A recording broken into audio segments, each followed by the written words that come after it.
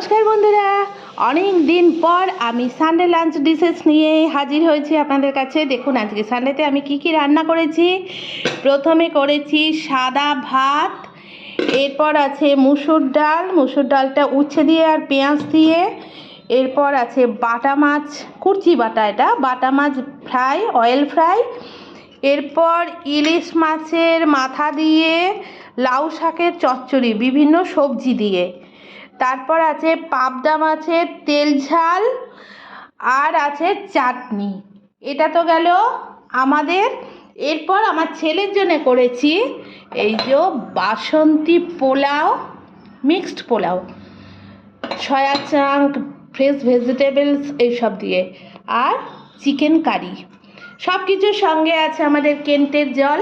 তো বন্ধুরা জানাবেন আমার সানডে লাঞ্চ ডিশেস আজকে আপনাদের কীরকম লাগলো। টাটা।